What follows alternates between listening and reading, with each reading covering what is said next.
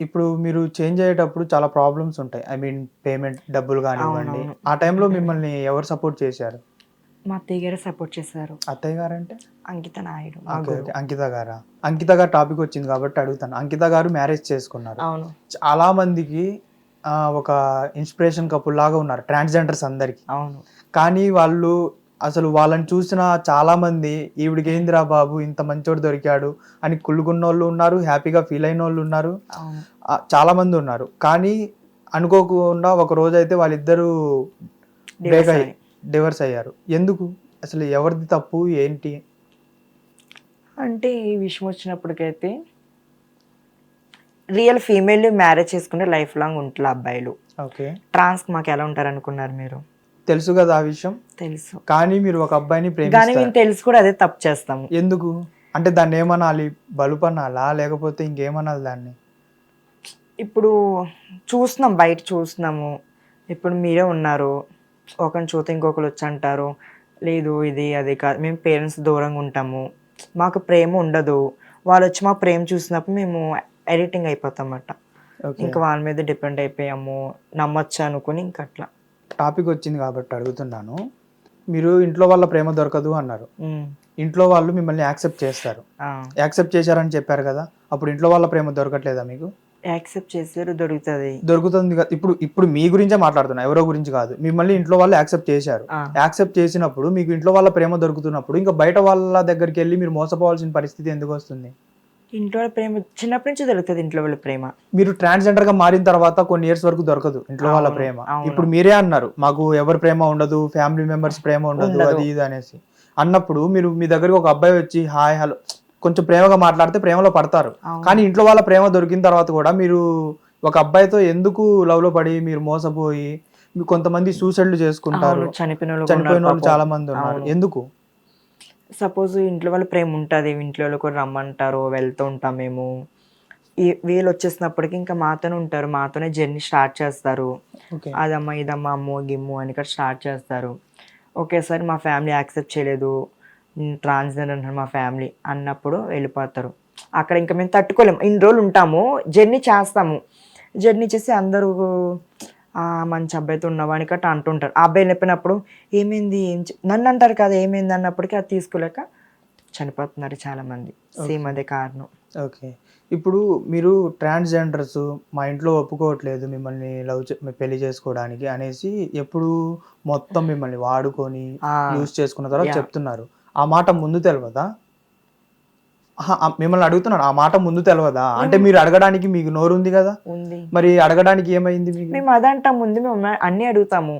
ఎందుకని ఇట్లా మేము చాలా మంది చూసాము, నువ్వు కూడా అంతే అంటే లేదు లేదు మదర్ ప్రామిస్ సిస్టర్ ప్రామిస్ అందరూ అబ్బాయిలాగా ఒకరు ఉండరు, ఒకరికైనా ఉంటుంది మైండ్ సెట్ అంటారు.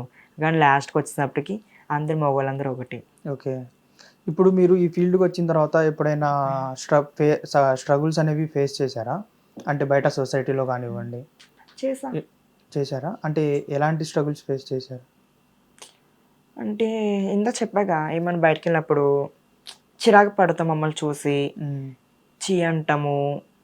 అప్పుడు పడ్డా, ఇప్పుడైతే ఓకే, అందరూ చూసిన వావ్ గుడ్. కానీ చాలామంది ట్రాన్స్జెండర్స్ సెక్స్ వర్క్కి అలవాటు పడుతున్నారు. అంటే ఏం వర్క్ లేక సెక్స్ వర్క్కి అలవాటు పడుతున్నారా, లేకపోతే దేనికోసం? అది ఎవరిష్టం వాళ్ళది. అంటే ఇప్పుడు మీరు సెక్స్ వర్క్ చేస్తారా? నేను చేయను ఇప్పుడు దాకా.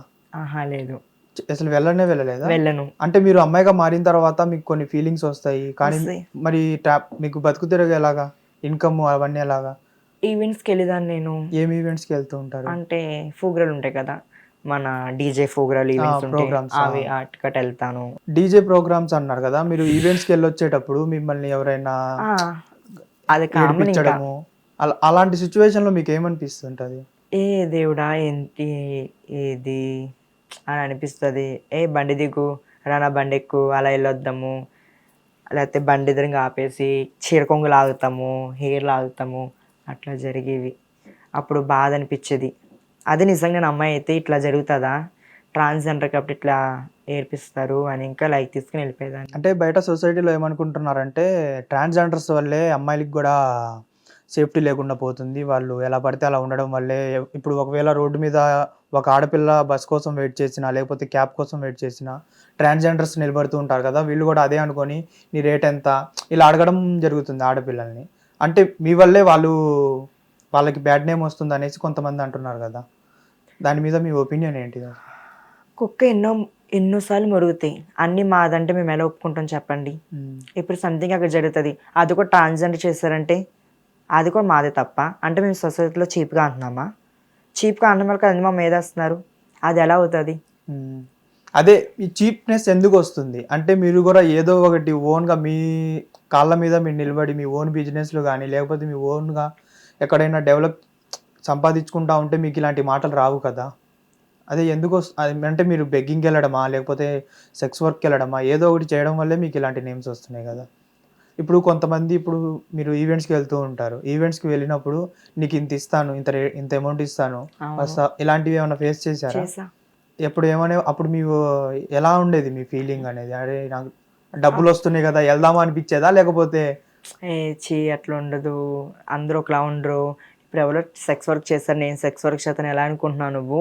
తప్పు మాట్లాడితే మీ ఇంట్లో అక్క చెల్లెలు లేరా అనికట్న వార్నింగ్ ఇచ్చేదాన్ని. Okay. Okay. Okay. Sorry sister అని వెళ్ళిపోయేవారు. హ్మ్. ఒక్కొక్కళ్ళైతే సారీ సిస్టర్ అని బ్లెస్సింగ్స్ తీసుకొని వెళ్ళిపోయేవారన్నమాట. ఇప్పుడు నేను మీ ఇన్‌స్టా మొత్తం స్క్రోల్ చేశాను. అందులో నుంచి కొన్ని కామెంట్స్ తీసుకున్నా. ఆ కామెంట్స్ ఇప్పుడు నేను చదువుతాను. దాని మీద మీ ఫీలింగ్ చెప్తారా? ఓకే. చెప్తా. ఒక రీల్‌కొచ్చిన కామెంట్ ఇది. ఆ బట్టలు కూడా తీసేసి చెయ్యి ఇంకా లైక్స్ వస్తాయంట. అంటే మీరేసిన డ్రెస్సింగ్‌కొచ్చింది. అంటే వాడేమంటున్నాడంటే నీకు ఇంకా ఎక్కువ లైక్స్ కావాలంటే ఆ బట్టలు మొత్తం తీసేసి చేస్తే ఇంకా లైక్స్ ఎక్కువ వస్తాయి అనేసి అంటున్నాడు కామెంట్‌లో. దాని మీద మీ ఫీలింగ్ ఏంటిది? అది పెట్టిన నేమ్ వద్దు. ఒక అతనైతే కామెంట్ చేశాడు. ఆ అబ్బాయికి మీరేం చెప్తారు? వాడు ముందు సరిగ్గా వేసుకోమని అప్పుడు నాకు చెప్పమంటంట. అంతేనా? అంతే. అంటే వాడు చెప్పింది తప్పని అయితే మీరు అర్థం అనుకోరు. అంటే వాడు ఒక మంచి ఉద్దేశంతో చెప్పాడేమో. నువ్వు ఓన్లీ లైక్స్ కోసమే ఇలాంటి డ్రెస్సింగ్ వేసుకుంటున్నావేమో అనేసి అన్నాడేమో. నా లైఫ్ నేను స్టైలిష్‌గా ఉంటాను. నేను ఏ డ్రెస్ అయినా వేసుకుంటాను. వాడికి ఎందుకంట? అంతే అంటారు. ఇంకొకడు పెట్టాడు. నువ్వు పిలిస్తే ఒక్కసారి ఏంటి ఎన్నిసార్లైనా వస్తా. నువ్వు రానిస్తావా? ఎక్కించుకుంటావా? అసలే నేను ఎక్కడున్నానో తెలుస్తాను కదా వాడు వస్తాకి. మరి చెప్పు, కింద రిప్లై ఇచ్చేస్తే తెలుస్తుంది కదా వాడికి. ఎందుకు ఇస్తా నేను? మరి వాడు అడుగుతున్నాడు కదా పాపం, అంతా క్యూట్ గా అడుగుతున్నాడు. నువ్వు పిలుస్తున్నావు, వస్తాను, ఒకసారైనా ఎక్కించుకుంటావా అని అడుగుతున్నాడు. వాడు అడుగుతున్నాడు, మరి రిప్లై ఇవ్వు పాపం వాడికి. వాడు ఎంత ప్రేమగా అడుగుతున్నాడు. అంటే నువ్వు ఎంత నచ్చుంటే వాడు ఆ కామెంట్ పెట్టుంటాడు. దేవుడా.